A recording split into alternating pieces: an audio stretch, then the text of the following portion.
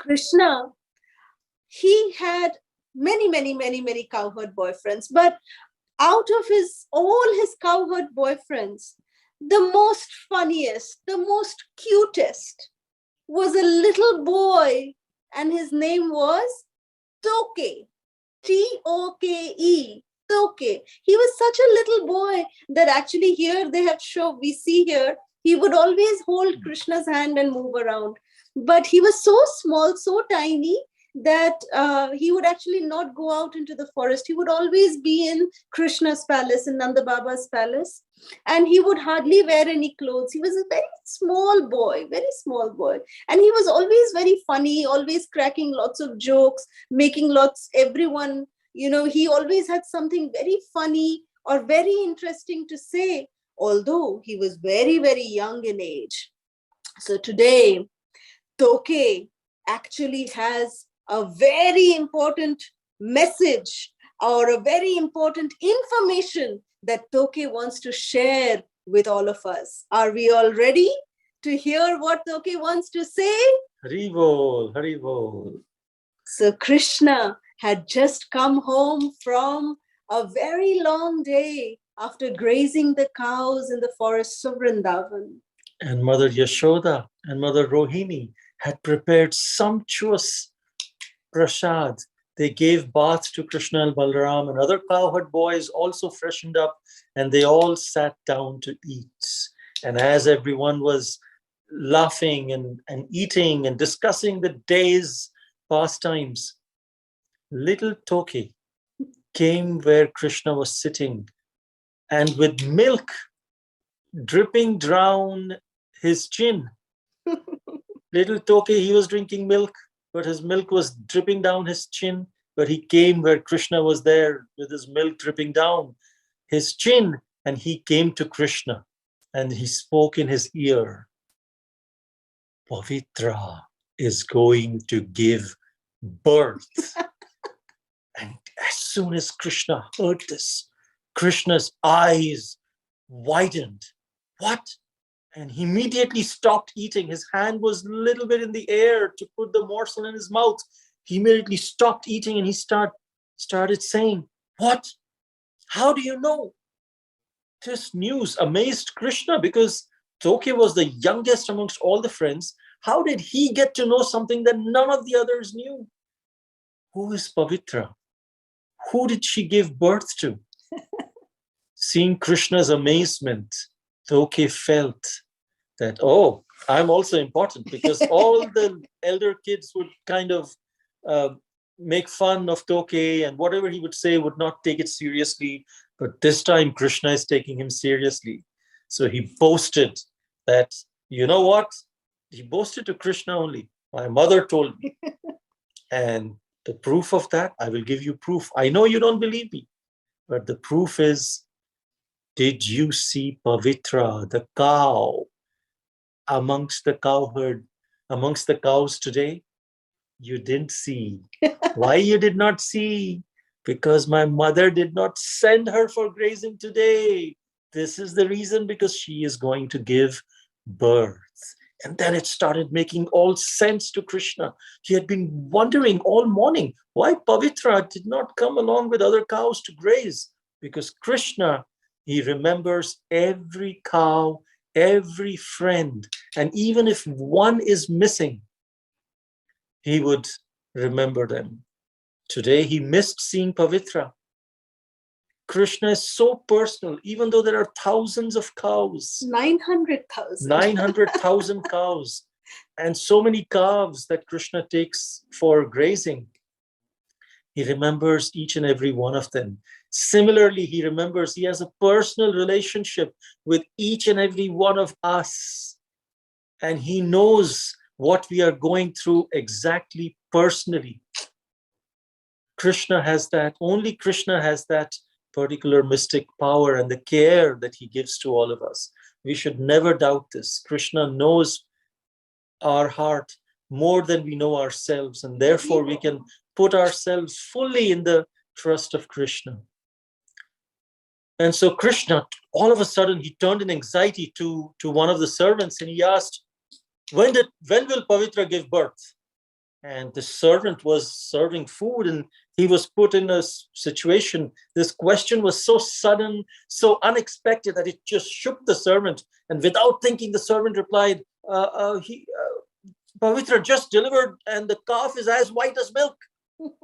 And everyone heard this. Everyone heard the question that Krishna asked. Everyone heard the answer that the servant gave. And they all left the food wherever they had and started running. And the servant realized the mistake. Oh, I should have held it. I should have not told them until they completed their dinner. And after that, I could have told them. But then Krishna caught him off guard.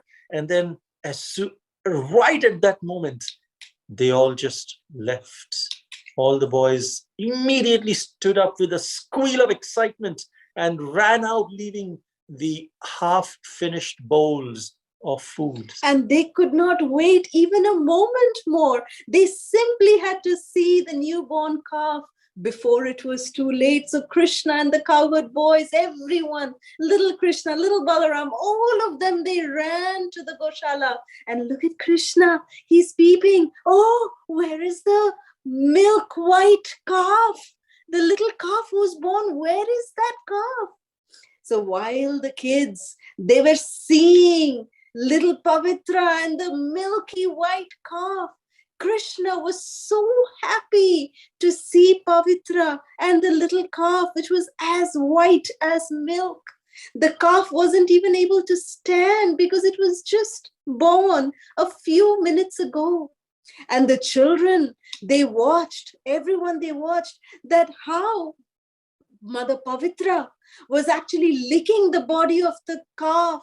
And as soon as Krishna came closer, Pavitra just started mooing loudly, and she immediately turned her face towards Krishna.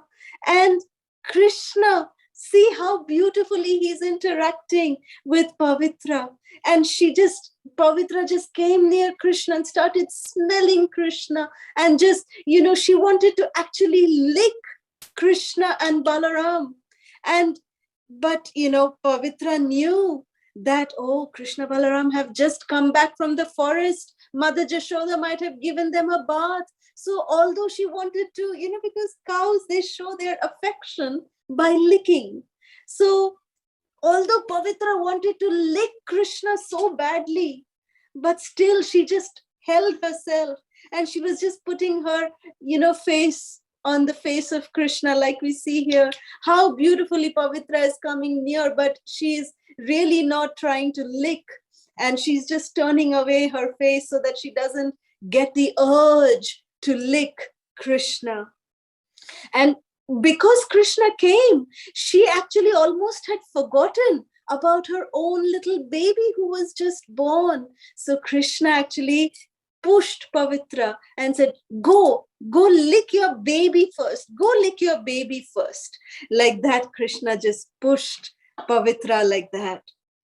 And so Pavitra began to follow the instructions and began to lick her calf once again. But after a few moments, she would helplessly bend her face towards Krishna, and she began to smell Krishna once again.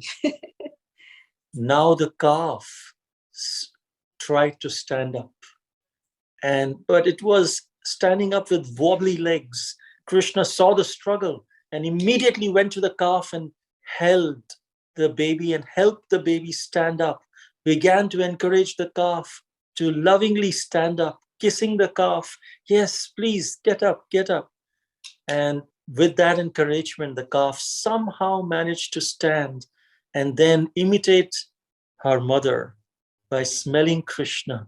And again, her legs wobbled and she fell down. But Krishna held the calf and helped the little calf stand once again, held her face and kissed the calf. Finally, when the calf was able to manage to stand on her own, the little calf sniffed Krishna again. She had forgotten her mother, and her eyes were only for Krishna. Perhaps this was the first thing that the calf learned from the mother, looking at Krishna, licking and smelling Krishna.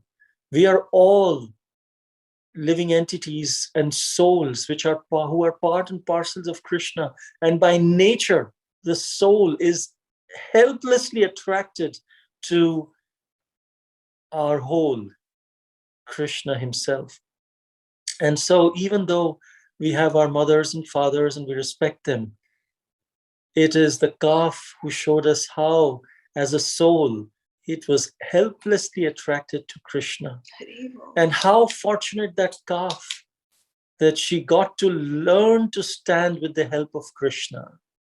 When Krishna helps, how could anyone not stand? Hari Hari Bol. Hari Similarly, Bol. in our spiritual life, sometimes we try to stand up in our spiritual life and our legs go wobbly and we fall down, and then again we get up, and again our legs are wobbly. But if we look up to Krishna, Krishna will hold us and help us till we stand up firmly in our devotional service.